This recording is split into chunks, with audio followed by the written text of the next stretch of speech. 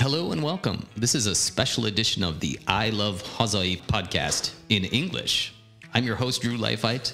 Today we'll be talking about SPAR's Regional Treasures program, also known as regionalitás, which is putting products from small producers and suppliers on the shelves of SPAR's stores, much like the homemade or handcrafted products that you could buy from small entrepreneurs in the Hungarian countryside. My guests today are SPAR Hungary's purchasing director, Eduard Vonier, and business consultant, Tamás Bárány, who promises to give us some context on the market that small and mid-sized entrepreneurs in Hungary are operating in. Ez itt az I Love Hazai podcast. A sorozat támogatója a SPAR Magyarország. Welcome, gentlemen, to the I Love Hazai podcast. And FYI, the name of the show refers to a passion for hazai things, and that means domestic goods. Eduard, welcome. First, thanks a lot for the invitation. I'm really glad to be here. This is such a mind-boggling topic. I'm really looking forward to hear a bit from our expert as well. So right, thanks a lot. And welcome, Tamás. It's nice to be here. Nice to have you both here. Let's start with Eduard. First of all, sir, could you give us some background on SPAR's Regional Treasures program, as I've translated it? And, you know, why did SPAR in Hungary decide to start this program? Well, let me tell you first, I really love this name, this brand, Regional Treasures, because it really says all about what we're looking for. It's really looking for treasures, for Hungarian regional treasures. Now, what's the background? Actually, that's quite interesting, because here in Hungary, regionality is a term which is not widely known, and it's somehow hard to interpret. When you think about SPAR, regionality really is in our DNA. What does it mean? SPAR Austria, the SPAR Austria group, stems from, as the name says, from Austria. Now, Austria is a country that's divided in federal states. And you need to understand that these federal states, a bit like Bavaria in Germany, are entities in their own right, with an own history, and not just a history in general terms, but an own history when it comes to food and food stuff and to regional treasures. Now, whereas in Austria you have a more or less natural split of the countries into 9 federal states, and each of them are regions, also in food stuff, in their own right, we found a completely different situation here in Hungary. We don't have something like a history of regionality, but what we do have is regional treasures. And it was really amazing to me when we traveled through the country. We established a team of food scouts, and they just discovered in every corner of this beautiful country all these gorgeous recipes. And then you saw these small companies really. It's artwork. It's no longer just food stuff. This is artwork. And it was clear from the first moment on to me that, yes, we need to find a way to integrate these small companies, these treasures, into our company. Mm-hmm. And Eduard, what kinds of products can we now see on the SPAR shelves? And this is only some shops, right? As I understand? Yeah, for the time being, we had to limit it to our 36 Inter-SPAR stores, and on top of that, we have another 36 larger SPAR stores. Why just the bigger stores? Because it's a question of logistics. It's small suppliers we deal with, and really we need to be very careful in what we ask from them. And it's just easy for them to deliver to larger stores who sell larger quantities of these products. Now, what kind of products? That's the amazing thing. It's just growing every month, really. We started out in the beginning with very generic products, but then really, when you come into it, when you try them, I've just have this Scheutetaler on my mind. It's such a beautiful product. It's a gorgeous product. And then, of course, we've got the wines, we've got the eggs, we've got pasta, we've got it all. And really, there is no limit whatsoever. Come up with a good idea, bring us something extraordinary, and we'll find a way to bring you onto our shelves. And these are really handcrafted products, as I understand. The thing is, we don't limit ourselves just strictly to handcrafted products. What we want is, if I may say ideally, it's a product from a very specific company that has already an excellent reputation in this area.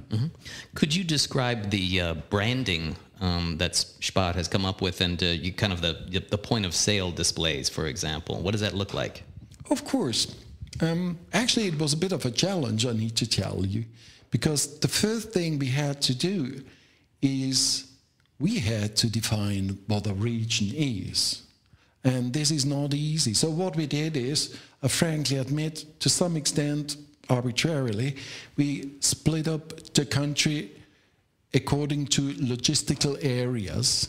And these are 7 at the moment. We are quite happy now. We just opened up our 7th region, which was, interestingly, the last one, Budapest, and the biggest one of them. But now we do cover almost the whole country. And what's the concept? It really is bringing these regional products into a limited number of stores. We actually want to go the way together with our suppliers. You need to understand that dealing with small suppliers, really small ones, we're talking here sometimes about farms, is not like dealing with a multinational. We are more kind of consultants to them than retailers. And in many cases, we actually teach them the basics of how to get their products into our shelves. I don't know a single company worldwide, not a single one, who has established an own supplier academy. We teach our suppliers how to get into our business. Why are we doing this? We're not altruists, don't get me wrong. It's because we learned from all other countries that if you want to distinguish yourselves from all the other great players on the market, you need to find something extraordinary. And then, here again, we're at the history of SPAR. We come from a small country ourselves. We are not arrogant enough to believe that the world is the same in all other countries. So, wherever we go to, we try to blend into the country to become as much a national player as this is possible. And this quite clearly means picking up the local traits, finding the local products, the local tastes. And just let me tell you a story how this works. I'm brand new in this country. As I said, I came to Hungary January 1st. You know what I did first? I asked for a list of the 20 top food products here in Hungary, and I ate myself through it, through 18 of them in the first month. And the most amazing thing was not that the food is good. Well, we all know Hungary has one of the best kitchens here in Eastern Europe. No, the amazing thing is I didn't try it once. I tried it several times in different parts of the country, and that's the amazing stuff. You get different products wherever you go. And that's the great thing about regional products. Excellent. And if you'll forgive me for just pulling back our focus a little bit, I'd like to bring Tamás Bárány into the equation here. And Tamás is a respected business consultant in Hungary. And then, Tamás, I'm wondering if you could maybe talk a little bit about the economic atmosphere that small and micro enterprises are operating in today in Hungary. Very shortly before, I would like to say thank you, Eduard, because it was so motivating for me to hear as well. So very welcome again that you arrived, and I've been as well in other countries, other cultures. I was GM in other countries, but I know what it means to be humble, to drop a country and to get close to the consumers.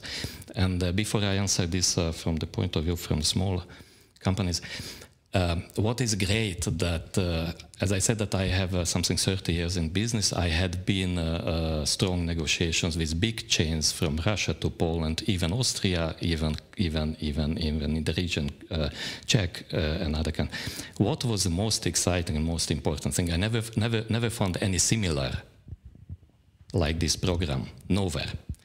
And this is the fully respect because SPAR is an absolutely professional, strong negotiator, right? That should be, otherwise wouldn't be SPAR.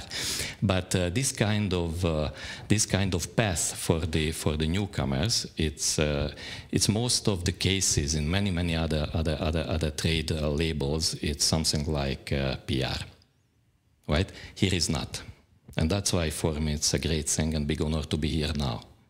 That's one point. The other point to ask and to the question how the small producers feels themselves, I can say it hopelessly optimistic. So these companies who I met within the program, this program and parallel with this program, they are something like, I would say they are the at least the third wave of innovators of Hungary after 1990. And these companies mainly started in the last 10 years. And their conditions and their visions, it's all about the future and not what they are doing now. It's important that they want to make product which will be important in the next future. So their attitude and their allegiance of that kind of product creation is very high. Of course, they are afraid. They are afraid and they have difficulties with capital, definitely. Their risiko tolerance, what they can invest, is limited. That's why it's essential to get in SPAR, not only to generate the sale, but to generate the self-confidence and experience. And I think that's the point. That's the real point. On the other hand, what I experience with these newcomers, that their products many times absolutely on international level. And even they don't know that. So what they need to be helped is something to prepare them for a healthy expansion, to be able at the end to make money, profit, to make the partner satisfied, plus to generate such a loyal consumer group which really demand their product for long terms. But as I said, I can only repeat it, that they are hopelessly optimistic and they never give up.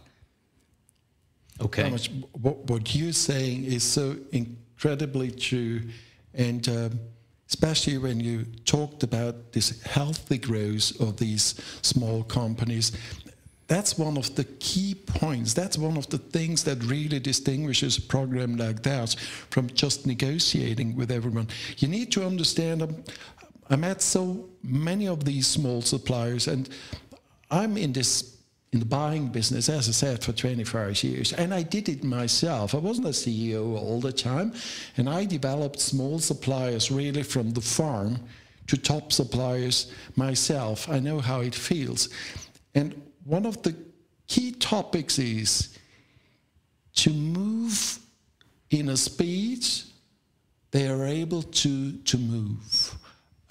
Just imagine what happens to a farmer where his wife, his children, that's the truth, and he himself very often help in the company. And now, suddenly he's growing 5 to 10-fold within 1 or 2 years. Suddenly, he has to cope with personnel. Well, you know, talking to your wife is one thing, talking to 10 employees is a different thing. Some growing pains. Exactly, and they want to have holiday. Right. And all that. So we are confronted with that. And suddenly you need to design labels, product labels, that meet the strict laws of each state. Believe me, this is a science in its own right. Where do you get an EAN code and the like? Where did you get it from? How do you design a proper telling label?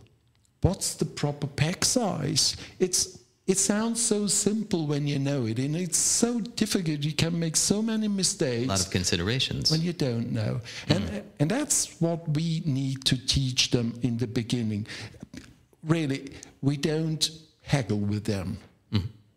The topic is, we are not allowed to agree on a price with them, don't get me wrong, but we need to tell them a bit about the value of the product, but also about the limits consumers are willing to pay.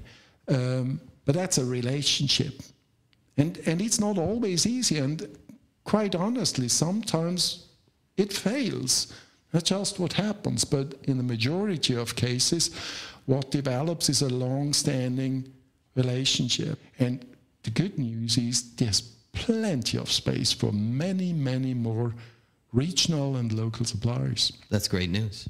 Tamás, what about, are there some specific pain points that small entrepreneurs are fending off at this point in our economic journey? Yeah. This story is usually like this, that somebody has an ambition to produce something which is not existing still in Hungary, it's better in Europe, it's the best in the world, right? This ambition makes them and confrontate them a lot of topics when they try to produce it. It's a very complicated thing. Yeah, I started in the 90s. To start a business in the 90s in the FMCG food sector, it was simpler. No? In European Union, it's not so simple. They have to learn a lot of things. They burn out a lot of times. They almost give up a lot of time. But at the end, they produce something. It's on the table. They are happy. And they think that it's done. Many times, I would do the same. It's absolutely normal, very much human nature story that I've done it. It's on the table. It's a great new food, great new product. And my friends love it, and I love it, and my neighbors love it, my family loves it. No, everybody will love. Nobody will love because nobody knows that. The next point, I have to sell it. I need a good key account. It's a very bad expression even in this form, but it's not like this. But I have to sell it. And if I'm able to sell it, it's still nothing happened because it's on the shelves that it's not sold because nobody knows that it's existing and nobody knows that it is that what they need. And of course it's coming up, but I don't have money for that. I don't have money for marketing. We need then the digital marketing is the next gap. No, it's not working like this. Digital marketing is over this everything for free time. So all in all, what I think this is the steps back and look back that what I made mistake, where I made mistake. Very simple to say. First, to sell something to SPAR, in fact, nothing has happened. It's kind of a logistical thing, and it can be very grateful to SPAR that they open their shelves to put it on the product. They have to know it. And I think the key pain point is always the consciousness and the understanding, which is coming always a half year later than it should come, and come a bit, and corrigate a bit. This correction is coming like this. But the consciousness from the very beginning, in my first two questions always like this to a new product, that okay, it's great, I love it, taste is nice, everything's good. It's packed even, that's a worse, because the package is more sensitive than to start the story with that. The first question is, why is different, what is the difference between this product and other products which have the same solution for the consumer? If there is an answer, it's a good thing. That's the difference. The next question, that is this difference mean any value, gives any values to someone? Because the first question is answered, then you know who is your competitor. If the second question is answered, that is it a value really, then you have your consumer, right? And that's the point when you can start to think about how it should look like. What should be the design? What should be the label? Apart from, of course, the regulations, then it's coming the question, what should be the price? Because price, I don't believe there is high price or low price. No, there is adequate price to the brand, to the product, and to the market situation. What is the adequate price? And at the end, it's very much important, where the consumer should find it, right? I talk to companies that it should be, should I start to go to SPAR? Is it a product for HoReCa first? So it's a question that the channel is great. We speak about the marketing mix. First is the positioning, only in simple way, understandable way. And I think that's the gaps, that's the points, that's the step backs always, and corrections. Okay, thank you, Tamás. I'd like to turn back to Eduard for just a moment, and I'm wondering if you could tell us, describe what the reaction has been from consumers to these products. That was really interesting. As you would expect, and that's the way we pick our suppliers, they already have a regional base, so they're in general well known there. So that's not the problem. It's getting interesting when you start to enlarge the region and you move from an area where they are well known to, for them, new area. And this really is exactly as Tamás said, this is the test. Suddenly you really need to prove that your product is outstanding in one way or another. But really, our suppliers don't need to worry too much, because the truth is, this is the work we're doing for them. So often, we're really traveling the country. I'm doing a tour to our small suppliers twice a year. I want to be in touch with them. And very often, they are not even aware that they've got something extraordinary. It's really discovering, and it's such a different talk when you talk to such a small supplier. This is not like sitting in a meeting room and talking about, well, 1 cent more or less and all the big topics, advertising and the like. It's really, you're sitting there sometimes virtually in their kitchen, and they are talking to you in a way. It's openness to a degree where you sometimes say to yourself, listen, this is a secret. Don't tell too much about your products. But it's a beautiful, really a very rewarding kind of working together. Did you want to react to that, Tamás? Yeah, I have the same experience. I have the same experience, and this kind of ambition, what I started to mention in the first sentence, this ambition that they want to create something. And this wave of the new products and new companies and new farms, what we can call it, this is different, because they have expectation to themselves much, but in terms of the natural ingredients, in terms of the sustainability questions, everything is in it. So I think that this is a time when it works to push and put effort in these new companies and this society. And the other point, when we come to this, when they know exactly how it should look like, where it should be sold, what price should it have, to whom is it done, and instead of what, it's a question that they have to find. And I think this is somehow always a turning point to say that, but who is that person who will buy it? Let's find it out. And if we have it, if we see this person, we can talk to them. Then we can make a provision how to achieve them. And here is the last point and last part of the process, when we create a consumer way, a buyer's journey, buyer's experience, any way we call it, which is one point, of course, it's in the SPAR. But what happens before, it cannot happen in the shop. So whatever, very good mentioned it, that it's a point that the people should know it. They should be interested in it. They should somehow understand that they can integrate in their lives, and they should go and buy it. And they should go and buy it. It is this moment. So something has been done as well before. So in a way, you're saying it's almost like kind of investing back into the community. Somehow it should be and this is the stories are always different. Every brand is a bit different. Every product is a bit different. What are the first steps?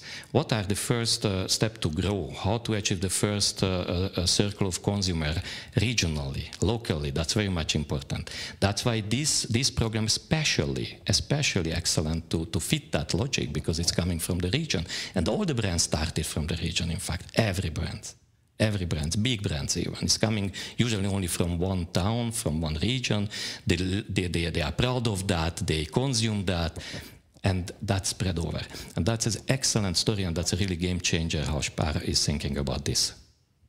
It is very cool. Eduard Vonier, I'd just like to ask if you could talk a little bit about some of the other benefits that are pretty relevant to this world, whether they be health, carbon footprint, job creation. Could you... Well, it's pretty easy. I mean, you don't need to be a scientist to understand that when you buy the products that grow and are produced right in front of you, next door, which the carbon footprint is a lower one than when you import the same product from somewhere from overseas. That's pretty obvious. So it is a valuable business model in this respect as well. But I frankly admit, this was not the key reason. It's just a side effect, a positive one. You were saying something beautiful just before. You said, is it reinvesting into the community?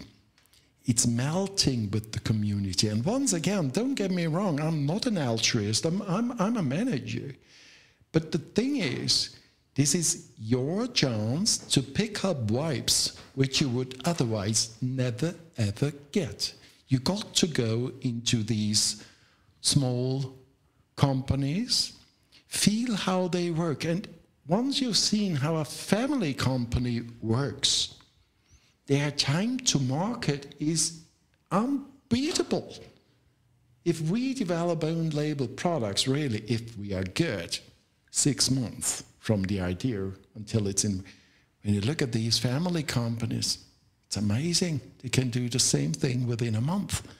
And there you see this enormous, innovative potential of small companies. You know, at the universities, we've all studied, so we all know what we are taught about time to market and the processes, and you all need.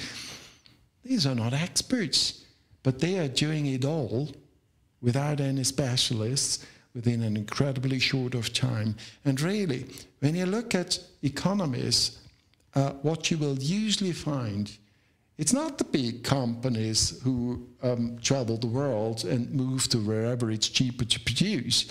It's the small and medium-sized companies who really secure the well-being of countries. Just look at tax avoidance. Do you really think one of these small companies can afford a horde of lawyers just to, well, reduce their tax loads? Like, no, they are the ones who are really paying the taxes. And this, too, is a reason why we should really keep them strong, help them growing, and develop them. I was going to tell you, Eduard, that it sounds like you have one of the best jobs in the world if you can just go and taste things. And in this respect, I do. The thing is, one has to be honest. Of course, we are just talking about the companies who made it, the good ones.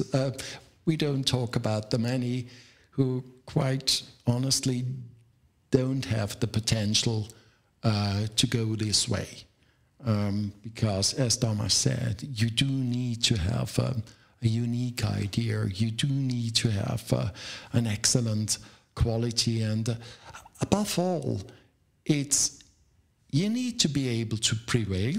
Just having something, selling it is not good enough, because this market is quick.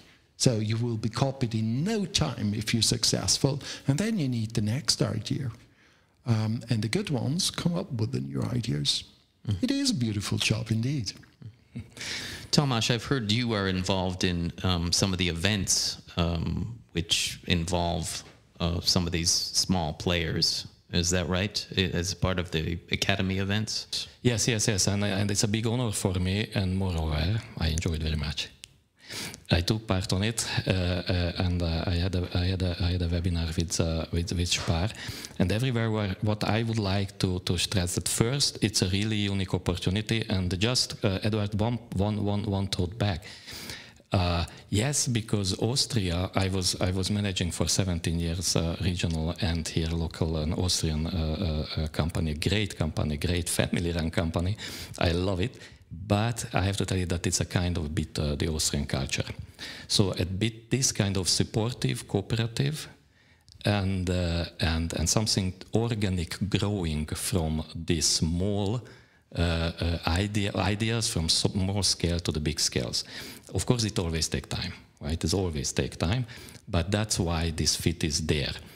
And these companies on these programs can have some support and some conscious support how to not fail when they are on the shelf. Mm-hmm.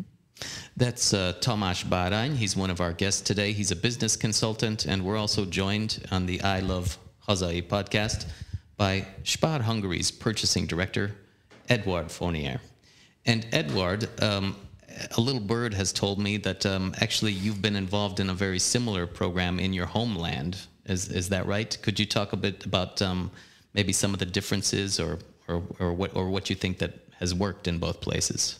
Well, of course, I'd love to, because in this respect, the love for truly, if I may say so, national recipes, national products, is the same here in Hungary. The Hungarians love their langosh, or whatever it may be, just as much as the Austrians love their Wiener Schnitzel. But then we are going deeper here. We are going to the local roots of it. Now, you're asking me about, to compare slightly, what the two systems have in common in this respect. As I already stressed out, in Austria we had a history.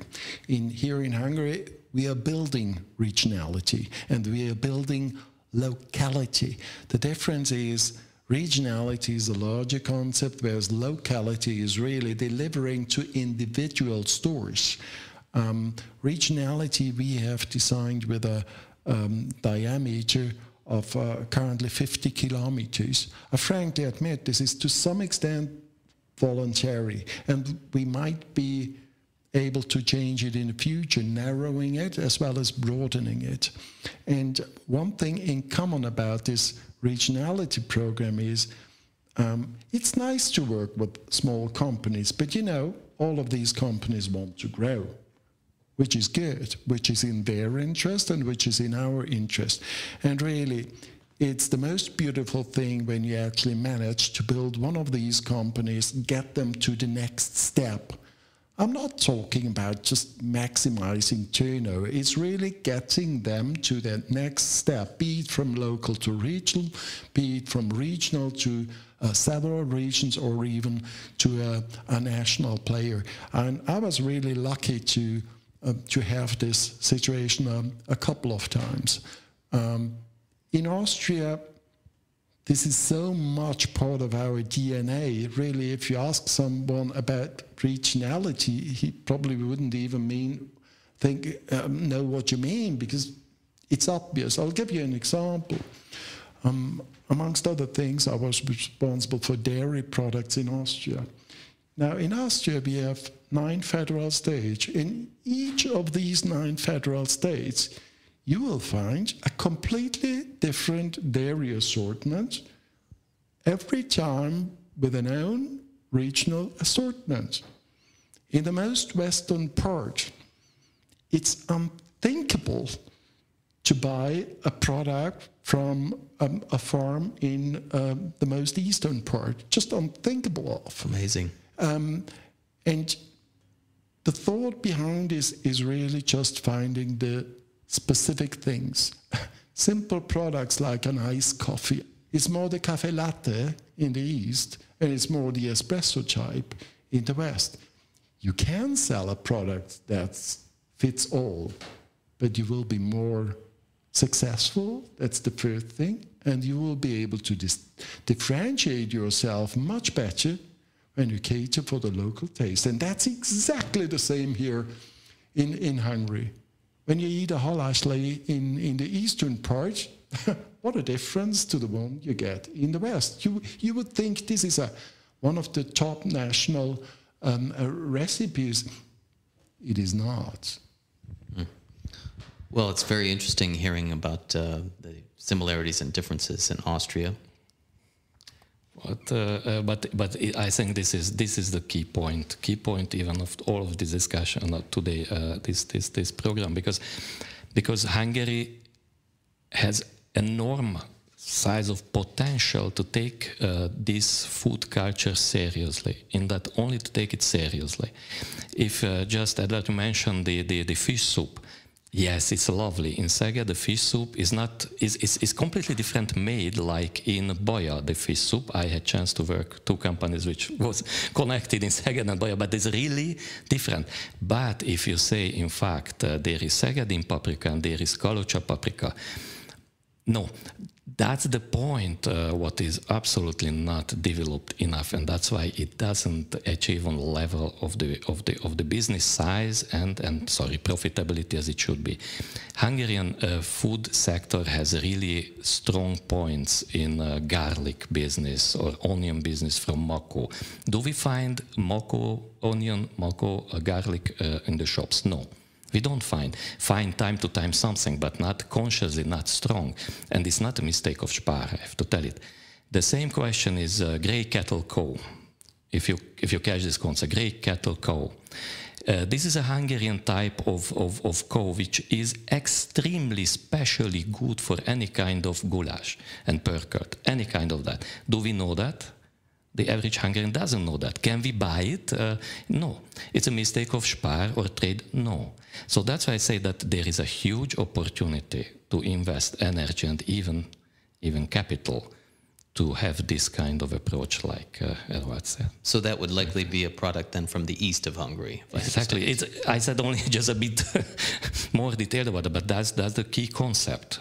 That's the key concept. The wine sector has done something, but on international level, I haven't met really success of that. But at least in Hungary, every success starts local, that we have to say. So there is no success. Hungarians many times think on that we export. We do export because it's complicated to build up a loyal consumer group in Hungary. No. Export is second. I haven't really met in my career a company which is living on export but doesn't have a local competence. So first, this is the difference, is very good, this local or regionality. It must grow everything organic from the first scratch. Gentlemen, I'd like to open up a topic that's a little bit contentious right now. Obviously, Hungary's been dealing with some very, very high inflation, and I'm wondering if you could talk about Régió Kincsei in the context. Are these more expensive products, say, than some of the things that might come through multinational supply chains, and how is it possible to maybe bridge that gap if it is a problem, or maybe it's not a problem? I'm curious what your thoughts are.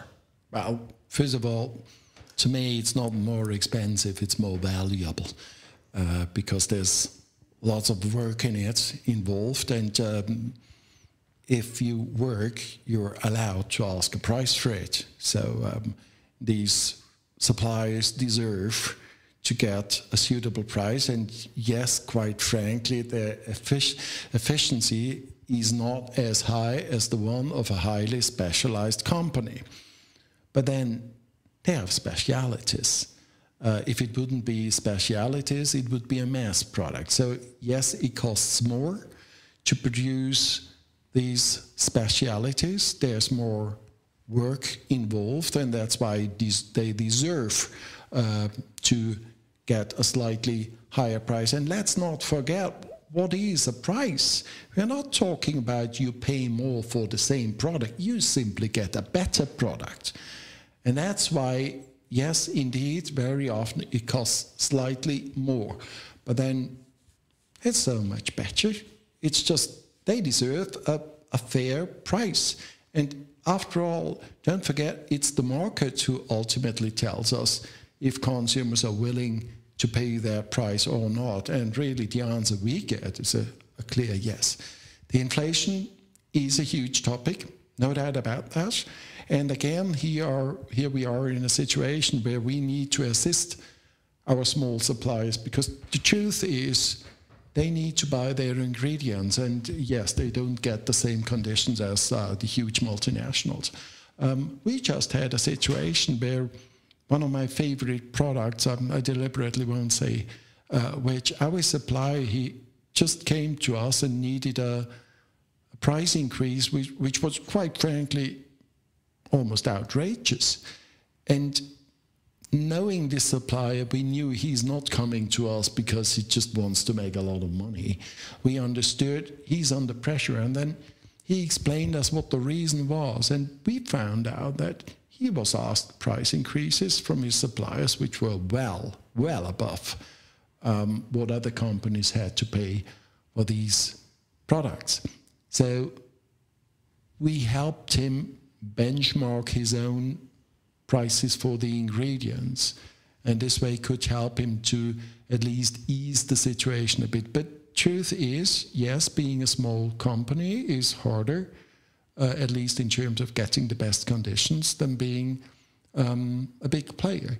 Don't stay in your thinking small. It's small companies now, but the idea is great. And don't forget, that's what people buy. They don't buy the product. They buy what's in their head. You don't buy pasta. You buy holiday. That's what you buy. You don't buy a tomato sauce. What you buy is the thought of your holiday in the south. That's what you buy. And when you go and buy a typical Hungarian product, what you buy is this beautiful picture of having the poster in your mind, or having Budapest, pictures of Budapest in your mind, a Jada or something. That's what you buy. And that's why these small suppliers, despite all the challenges by inflation and the like, they will make their way. And as far as we can, we try to assist them. Again, not because we're altruists, but because we really think this is a highly viable business model. Mm-hmm. And Tamás, what do you see in terms of at the consumer level? What kind of challenges are we facing? The price my concept is clear. I don't believe in high price, low price. I believe in adequate price to a product and to a channel. But that's fact that the present inflation in general, this kind of difficulties, is very much a complex situation, but mainly for big producers, mainly for big players.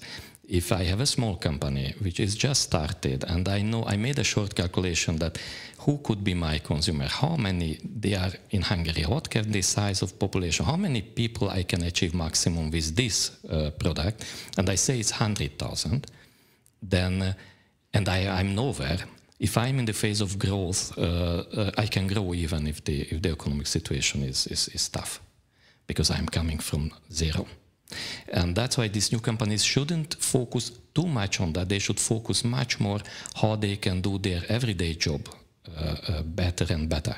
And what we heard, it is absolutely clear how they can describe their product, what is the perception of their product. Because I do believe anyway that the local tourism, which was a pretty big size, big topic in the last years, and it was growing, and it's very good. Because if I were, for instance, in Baja, just we mentioned the soup, and I ate there a great fish soup, and I met a Baja fish soup somewhere in the convenience sector of the segment of a shop, then immediately I have this perception. I can buy it. I have something more than fish soup. So this kind of localities always helps to build these good perceptions. And the price is the DNA of a product. It's fact. But we shouldn't be blocked by chasing only this topic, of course. If there's a cost are increasing, different. Thank you very much for the thought. I really like to hear the last sentence, just as the sentences before, because we are often too much afraid of things. Yes, the economic situation is a challenging one, but then let's not forget, this is an economic cycle. Okay, now we're at the downturn, admittedly, and but we are cautiously optimistic already for 2024. And this country, just as Europe as a whole, we will prevail and come out of it stronger than before. So let's not see too much of a negative and gloomy picture. That's, to some extent, normal economic development. On the contrary, we do need these downturns. Don't forget, this is a market, and it's probably a bit difficult for some to grasp, but really a downturn has the advantage that we get rid of the weak ones. This is not always nice, but it's the strong ones that prevail, and it's these companies who lead us into the next upturn. And that's why there's no reason for pessimism. That's just a downturn, an economic one, and the upturn will come again. That reminds me how many times I became ineffective in the times when it was easy to grow. And I built a lot of formal things. Even if I was a general manager, operative job, I did formal things. I did things what was not really needed, but looked good. I didn't do that because I wanted it, simply because something I wanted to do, right? And it's the easygoing years, which I had a few. Yes, we need some difficulties to understand what is the effectivity in fact. That was for me coming out as a GM, sorry. No problem. And Eduard, just to kind of take us to the promised land, maybe, though, could you address a little bit, obviously, it's been kind of a challenging, let's say, decade or so for big multinational chains in Hungary. Could you talk about, what is the strategy to both survive and thrive going forward? The strategy and the recipe, if you want to well, we don't talk about survival. We are in a constant growth phase as a total company. Hungary is an important country to our group, but it's one of a number of countries. And that's the logic when you have a larger company, that sometimes if one country is in a somewhat slightly more difficult situations, the other can cover for that, and the other way around. We had very good times in Hungary as well, and we don't complain. The thing is, take it as it is and make the best out of it. And we are very optimistic about Hungary as well, the economic environment. We are pretty sure we can be a successful company here, and we are. Let's not forget, this company grew to be number 2 in this market, which is quite something. And no, we are not planning to scale back. We are planning further growth. And why can we do that despite the admittedly, say, difficult circumstances? Because we know that we've got a business model that has a value. And we see that consumers respond positively to it. And on top of that, our model is flexible enough to adjust to local needs if need be. We can't change it. We don't want to change our model altogether. But we are flexible enough to adjust to some extent. As I said, here in Hungary, it's just Radio Kincsé, for example, and then just finding other national champions to work together with us. We are not at all worried, really. It's difficult, but if you're afraid of a difficult situation, really, then you should stay at home and watch TV. I'm not afraid of that. Mm-hmm.